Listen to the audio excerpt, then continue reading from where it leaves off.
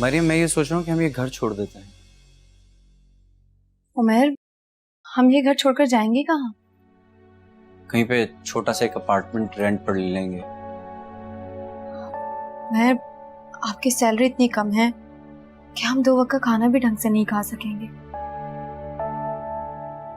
यहाँ बैठ के दिन रात जूते खाने से अच्छा है कि हम 2 वक्त की रोटी ढंग से बैठ के खा लें। मेरा ये मतलब नहीं था, लेकिन ये भी तो हकीकत है ना कि आपकी सैलरी इतनी कम है। यहाँ हमारा कोई खर्चा नहीं है, ना कोई बिजली का बिल है, तो हमारा गुजारा हो जाता है। गुजारा नहीं करना मरियम, हमें इज्जत भी चाहिए जो कि यहाँ पे रहकर हमें कभी भी नहीं मिलेगी।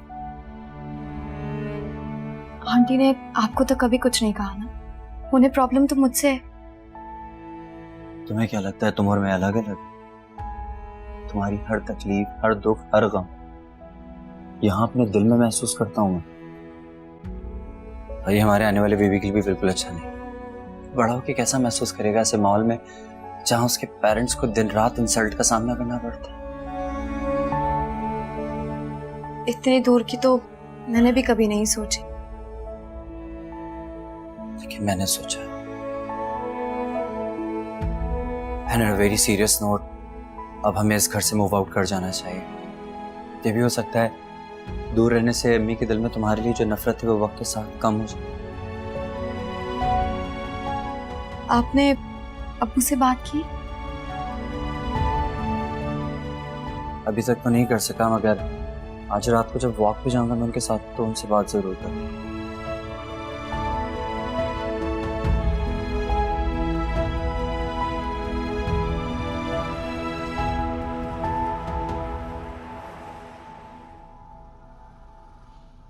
देखिए, मैं बहुत शर्मिंदा हूँ।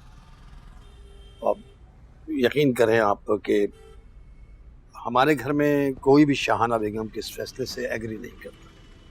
अरे सईद भाई, आप कैसी बातें कर रहे हैं?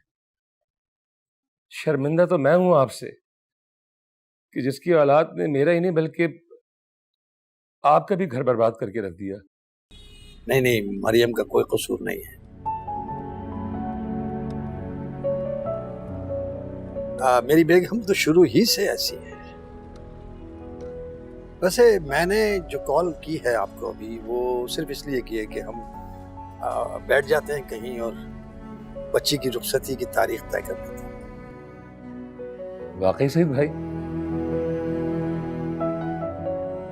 सईद भाई अगर ऐसा हो जाए ना तो यकीन माने मैं जिंदगी भर आपका एहसानमंद रहूंगा। सबा आपकी अमानत है, हम कौन होते हैं उसे अपने पास रखने वाले। हाँ तो बस ठीक है सईद भाई, फिर मैं कल ही आपसे मुलाकात करता हूँ, चक्कर लगाता हूँ आपकी तरफ। नहीं नहीं, आपका यहाँ आना मुनासिब नहीं है। मैं खुद आपकी तरफ आ जाऊंगा। हाँ तो ठीक है सईद भाई, ठीक है, कल ही के मिलके बैठ जाते हैं, कोई डेट तय कर लेते हैं। लेकिन बात सुने, बहन जी तो कोई शोर नहीं मचाएंगी ना? नहीं, उसने जो फसाद मचाना था वो तो मचा लिया उसने। और वैसे भी आप और वली मैं हूं सबा का, और उसका फैसला करने का इख्तियार भी है मेरे पास।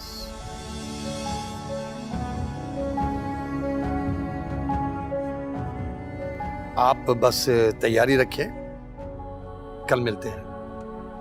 अल्लाह हाफिज। खुदा हाफिज। खुदा हाफिज। किसकी कॉल थी अब्बू?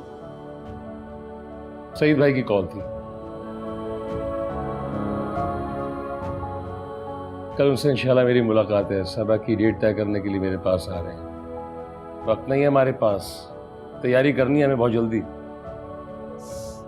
अपनी और भाई की ताजा हुई इंसल्ट के बाद भी आप उस लड़की को रुखसत करवा के लाएंगे? इनकार कर दें आप बस।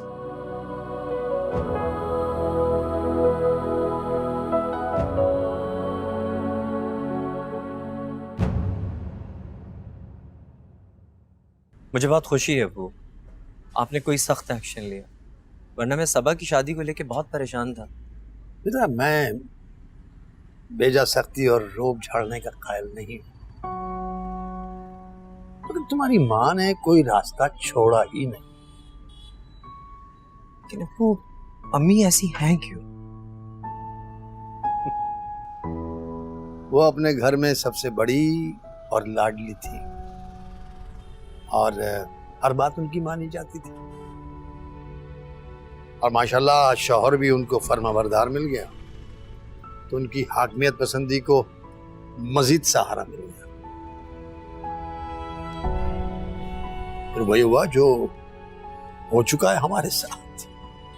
अब वो आपने अंकल से सबा की रुखसती के हवाले से तो बात कर ली, लेकिन आपको अंदाजा है कि जब ये बात अम्मी को पता चलेगी तो घर में कितना बड़ा हंगामा खड़ा हो जाएगा। नहीं, वो अकेली कुछ नहीं कर सकेगी।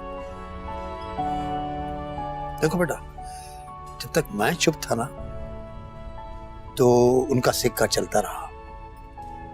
अब मैंने अपने घर के सारे फैसले खुद करने का फैसला कर लिया है। वो रो धो के चुप हो जाएगी। अल्लाह करे वो ऐसा ही हो, क्योंकि मुझे तो उनकी खामोशी किसी आने वाले बड़े तूफान का पेश खेमा लग रही। जो गरजते हैं वो बरसते नहीं है बेटा, और तुम्हारी माँ गरज गरज के थक चुकी है, अब वो बरसेगी नहीं। बेफिक्र हो जाओ। अबू, मुझे आपसे कुछ जरूरी बात भी करनी है। करो बात बेटे, बाप तो होता ही औलाद की बातें सुनने के लिए। अबू, जब सबा की रुखसती हो जाएगी तो मैं और मरियम कहीं और शिफ्ट हो जाएंगे। तुम घर छोड़ के जाना चाहती हो? मजबूर हो गया हूँ अबू, क्योंकि मैं जानता हूँ अम्मी कभी भी मेरे और मरियम की औलाद को अपने घर में बर्दाश्त नहीं करेगी।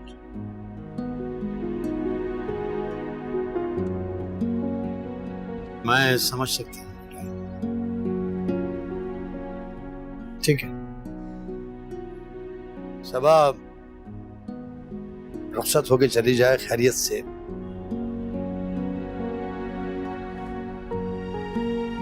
फिर मैं तुम्हारे लिए एक घर ढूंढता हूँ।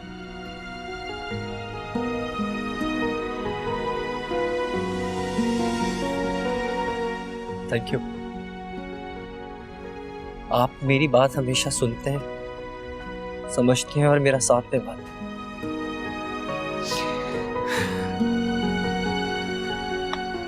मेरा बच्चा।